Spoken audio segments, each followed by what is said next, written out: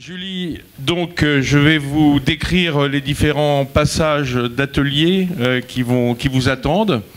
La première table qui est ici, eh bien, c'est la mise en œuvre des accords Mévin que vous avez travaillé hier soir en compagnie de vos camarades. Et évidemment, c'est une table à laquelle vous devrez présenter le menu et les accords Mévin. Je vous signale tout de même que le commentaire se fera en français, mais qu'à l'issue de votre épreuve, enfin de cet atelier, M. Bourcy, qui a perdu complètement l'usage du français, vous posera des questions en anglais pour vous éprouver un petit peu sur la langue de Shakespeare. La deuxième table à laquelle vous serez confronté, eh bien, c'est celle du service du vin. Vous en avez l'habitude, c'est votre pratique quotidienne. Et vous aurez à le faire sans commentaire avec tout le matériel qui se trouve sur la desserte derrière, sur la table, que vous apercevez bien évidemment. La troisième table du jury, eh bien, c'est la dégustation vin et liqueur. Oui, je sais, ça fait un petit peu peur hein, à l'avance, mais vous verrez, ça se passera très bien.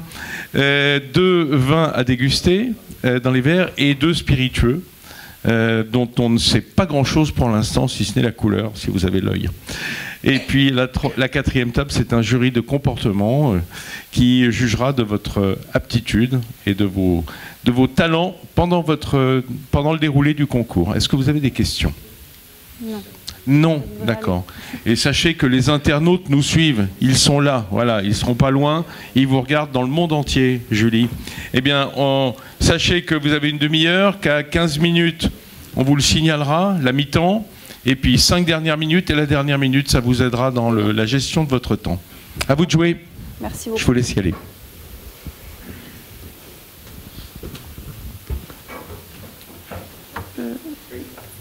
C'est parti. Bonjour mesdames, bonjour messieurs, bienvenue dans notre restaurant. Le chef Christophe Marguin et moi sommes ravis de vous accueillir ce soir pour la 10e édition de la Coupe de rugby avec la France en ouverture. Donc aujourd'hui, nous avons concocté un très joli menu pour l'occasion. Donc je vais m'efforcer de faire au mieux vos accords pour vous faire découvrir un maximum de saveurs. Donc je vous propose de commencer avec les amuse-bouches en 5 séquences. Donc je vous propose de débuter le repas avec un joli champagne de la maison Henri Giraud, la cuvée hommage au pinot noir. Donc j'ai fait ce choix parce qu'il y a beaucoup de saveurs et de textures donc dans ces 5 différentes séquences. Et le pinot noir est un cépage qui, je trouve, en champagne apporte une dimension très vineuse, assez généreuse. Et chez eux, ce que j'aime beaucoup, c'est qu'il y a toujours une trame très minérale, très saline et une belle tension, une belle fraîcheur. Donc pour débuter un repas, c'est idéal pour mettre en appétit. Autrement, je peux vous proposer, donc cette fois-ci en version Magnum, une cuvée des frères d'Anjou-Bancy, donc qui sont Espira de l'Agly dans le Roussillon, en côte catalane, la cuvée La Truffière en millésime 2017. Et c'est un 100% vieux carignan gris.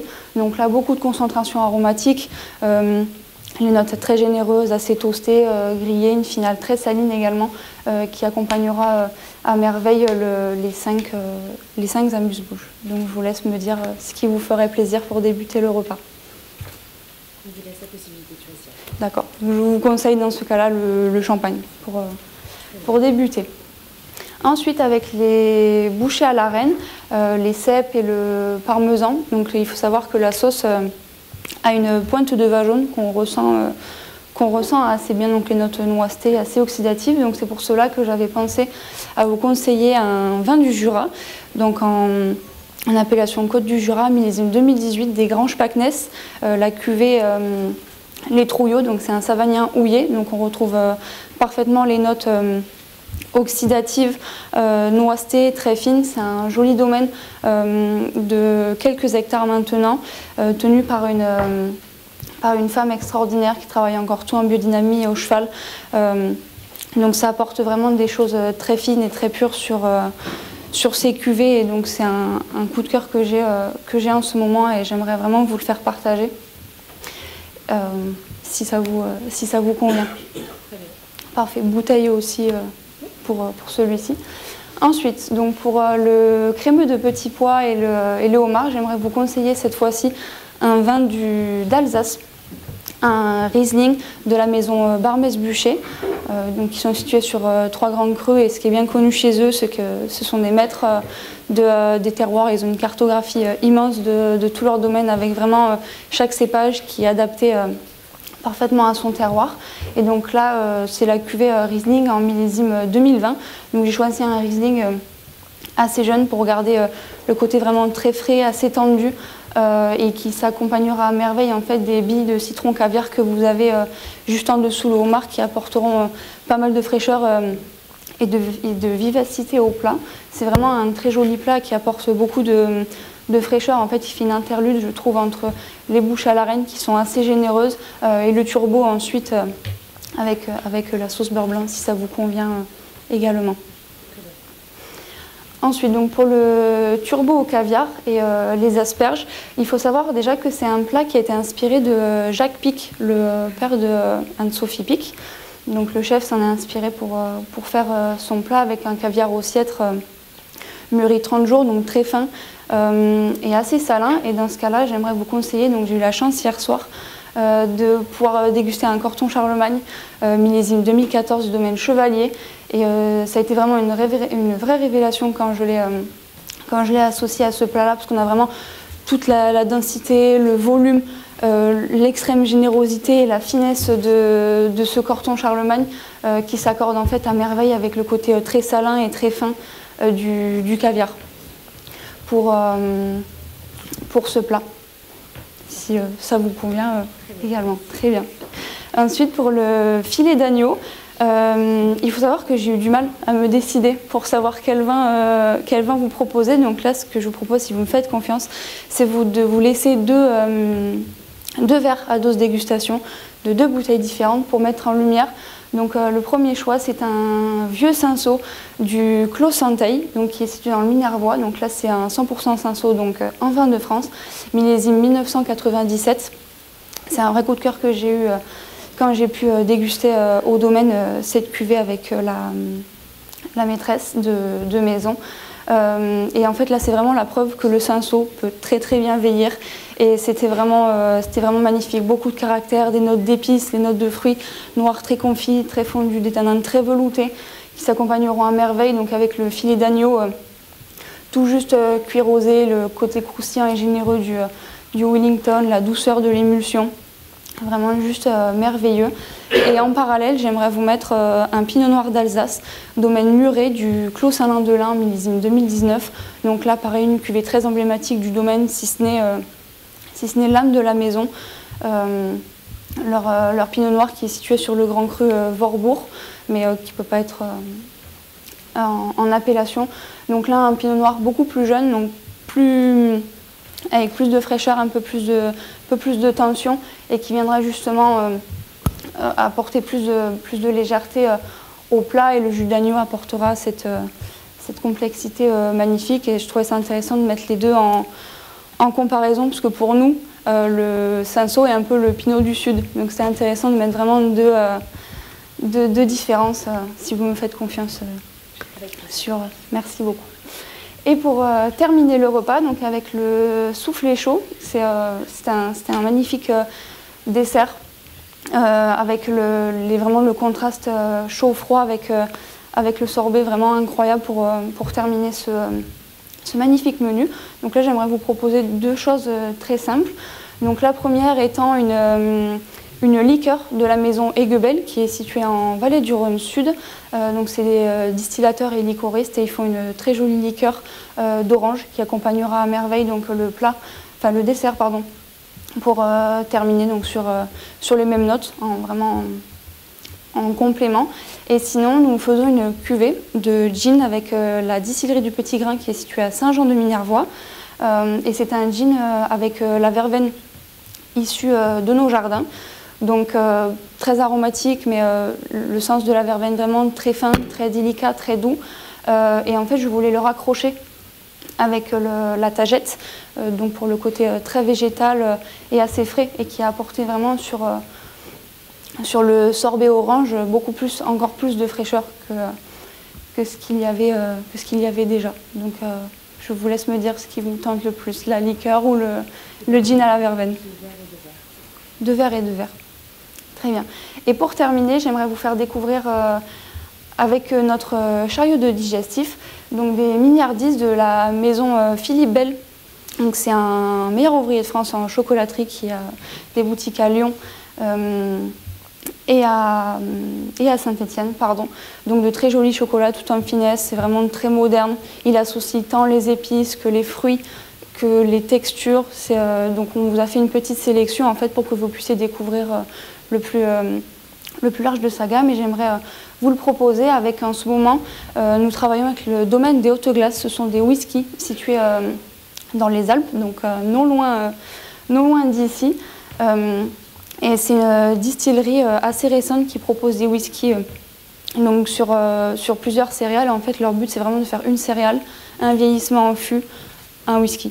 Donc ça donne des choses très intéressantes. Il y a vraiment différents types de vieillissement, donc on en a un peu pour tous les goûts. Et la cuvée la plus classique qu'on ait de chez eux, si je puis dire, c'est la cuvée Moisson, donc un single malt, et c'est un assemblage en fait, c'est la seule d'ailleurs, de 5 fûts différents pour donner un whisky très consensuel, aux notes tant fruitées de pommes, de poires, de coing, accompagné donc des notes céréalières mais beaucoup de finesse et idéal pour terminer un repas à merveille. Thank you. I have a question regarding the crémeux. Is it a cold dish or? Yes, the crémeux is a cold dish. You have like this the crémeux of peas, and under the gelée of homard you have a piece of homard, which is also cold. Thank you. And I understand you serve Riesling on that. Yes. If you could recommend a sparkling wine, what Yes, would sure. it be? Sure. With this one, I can suggest you a sparkling wine from the Duval-Leroy house, the cuvée Blanc de Blanc, only made with Chardonnay. Very light, very fresh, thin bubbles, which is very nice with the crémeux, and very classy and chic champagne. Thank you. You're welcome. Merci beaucoup de m'avoir écouté. Je vais revenir dans un instant donc avec votre champagne pour débuter le repas. Excusez-moi, j'ai oublié les eaux. Je vois que vous en avez déjà sur table. Et sinon, nous pouvons vous proposer donc, la valse en eau pétillante ou sinon la tonneau-les-bains pour une eau minérale. Ou vous pouvez rester aussi avec les eaux que vous avez déjà sur table. Je vous remercie et passez une excellente soirée à nos côtés. Merci. Bonjour, j'invite mes amis à déjeuner. Pouvez-vous nous décanter le vin que j'ai choisi sans commentaire?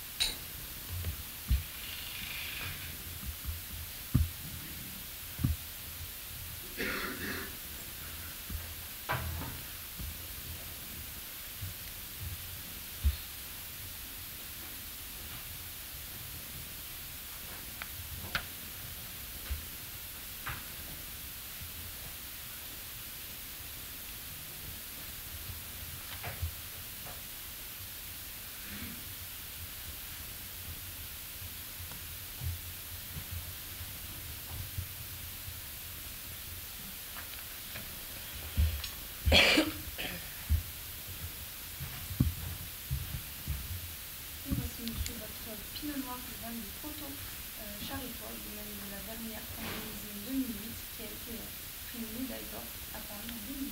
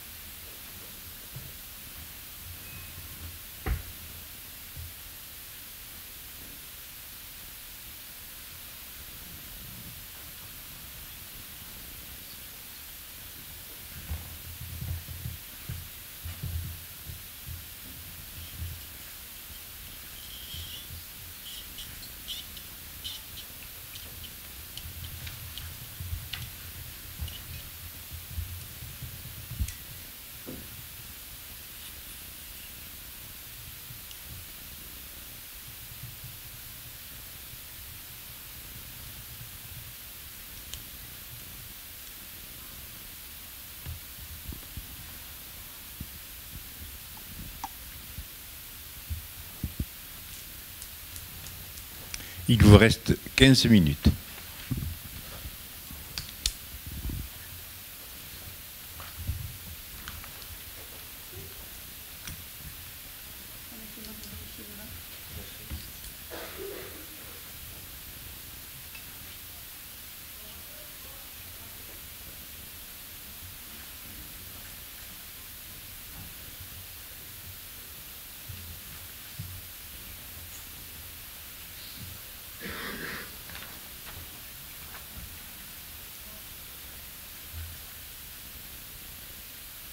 Il y aura un merveilleux résultat que vous allez communiquer.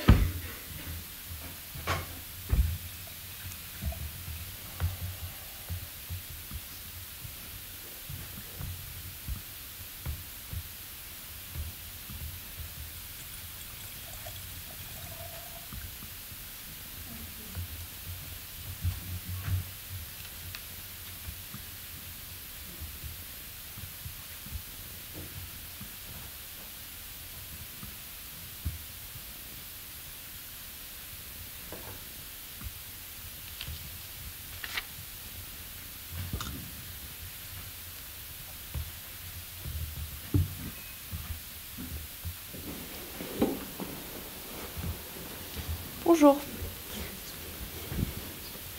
Tout d'abord, déjà, merci pour cette belle dégustation.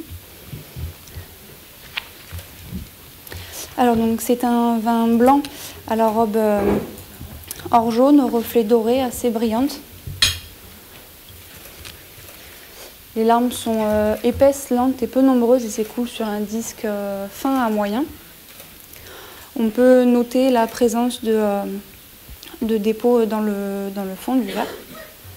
Donc on peut penser que c'est un vin qui a déjà débuté son évolution. Au nez, on retrouve quelque chose, un vin, pardon, assez discret. On arrive néanmoins à discerner quelques notes assez fruitées de fruits du verger, notamment la pêche, le coing, assez mûr. J'ai également quelques notes légèrement toastées, briochées, assez généreuses et très gourmandes.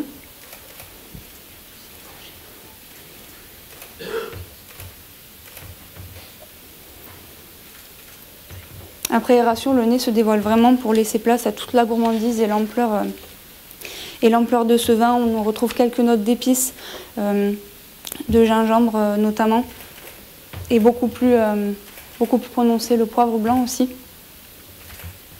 J'ai également des notes mielées et très florales, la fleur blanche, la fleur d'abricot, et toujours ces notes très toastées, briochées, assez gourmandes qui laissent à penser à un élevage sur lit.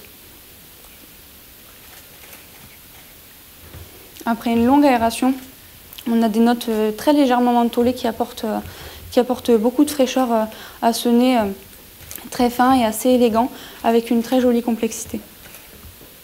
Donc je pense toujours que c'est un vin qui a déjà débuté son évolution.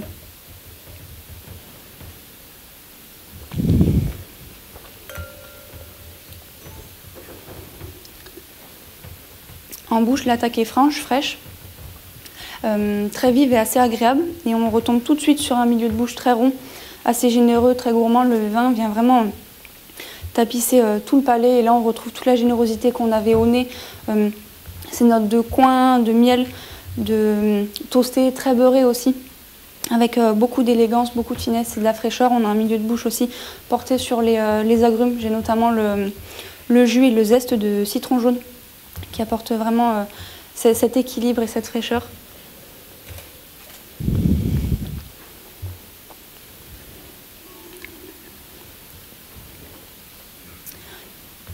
La finale est sapide, moyennement longue. Je dirais 3-4 caudalie. C'est vraiment un vin très équilibré, assez agréable. Très généreux en bouche. Je le servirai avec grand plaisir maintenant au restaurant, à une température de 11-13 degrés, pour vraiment qu'il ait, comme là en fait, pour qu'il ait vraiment la chaleur puisse lui redonner toute la puissance. Je le caraferai au préalable, une demi-heure, 1 heure avant, pour que vraiment il puisse prendre toute la place, exprimer tout son potentiel. Et je le garderai encore en cave quelques années, 5-7 ans, pour qu'il puisse vraiment développer ce côté généreux, très rond qu'on pouvait avoir. C'est un vin avec un joli potentiel. Et je l'accorderai donc avec plaisir avec une jolie volaille de Bresse crémée, accompagnée de, donc là c'est la saison, d'une jolie poêlée d'asperges pour racoler au côté légèrement mentholé et végétal qu'on pouvait avoir au nez. Ou tout simplement avec le vol au vent d'escargot que nous avons pu déguster hier soir, pour vraiment garder l'esprit crème très généreux du plat. Les champignons iront à merveille avec ce vin. Sir, it's a dry white wine, very smooth, very delicate, very fresh. We have toasted and buttery aromas. It's a very nice dry white wine, beautiful. I will serve it to you refreshed, cooled. And it will be perfect with your poultry, with a cream sauce and sautéed asparagus.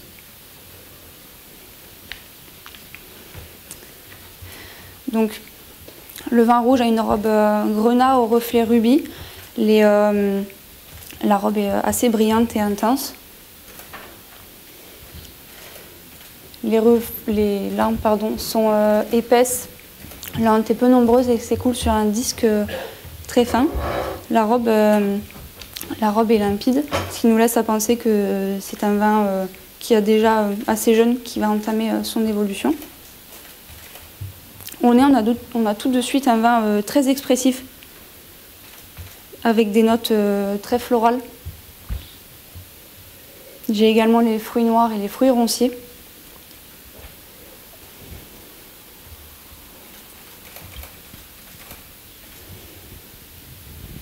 Après aération, j'ai des notes d'épices qui se dévoilent. Le poivre noir en grains.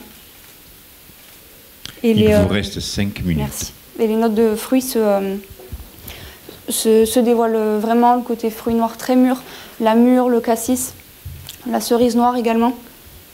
C'est un nez très élégant et plaisant. Après une longue aération, j'ai quelques notes de réglisse et d'eucalyptus qui, pareil, apportent beaucoup de fraîcheur.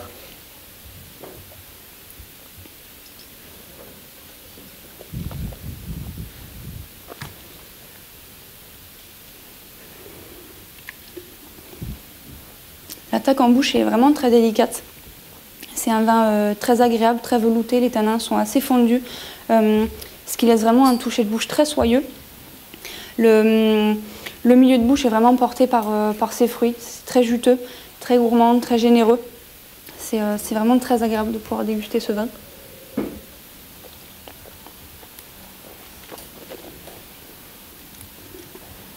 On a également un bel équilibre avec beaucoup de fraîcheur et une finale avec quelques amers qui étirent vraiment le vin en longueur. Donc on a une belle présence en bouche après, je dirais 4-5 Caudalie. C'est un vin pareil que je servirai avec grand plaisir au restaurant actuellement et je ne le garderai pas encore trop longtemps pour qu'il puisse vraiment garder ce côté très frais, très vif, très juteux des fruits. Les tanins pour moi sont déjà assez fondus. Je le servirai légèrement rafraîchi à 14-16 degrés, plus aux alentours des 14, pour vraiment garder ces tanins fondus, cette fraîcheur très caractéristique. Et je l'accorderai donc avec un filet mignon de porc rôti en croûte d'herbe accompagné d'un jus réduit et d'un pressé de légumes.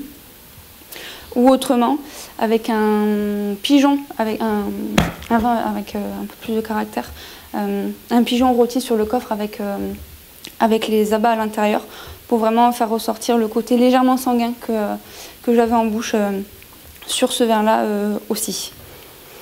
Sir, it's a red wine, medium-bodied, very delicate, very smooth.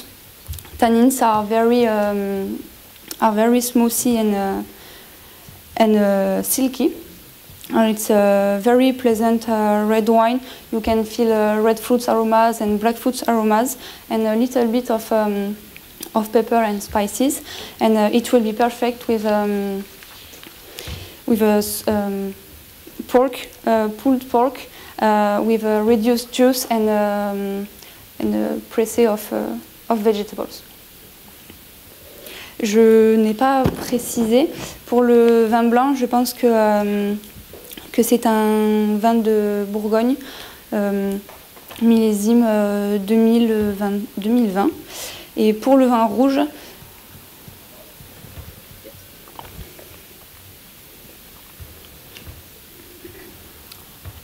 je pense que c'est un vin de Loire, appellation Saumur, avec Cabernet Franc, Cabernet Sauvignon, millésime 2018.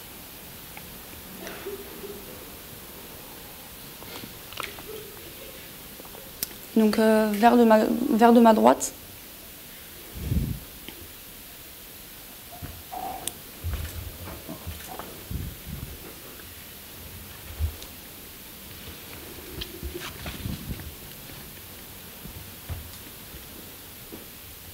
Je pense que c'est une eau de vie de fruits.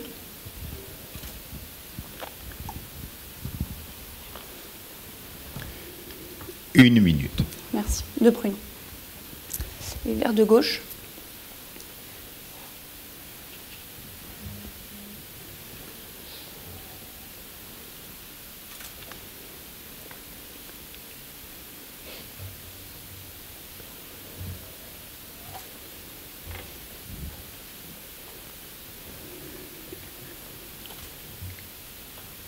Je pense que c'est une liqueur de café type Calois. Terminé. Merci Julie, candidate de Toulouse.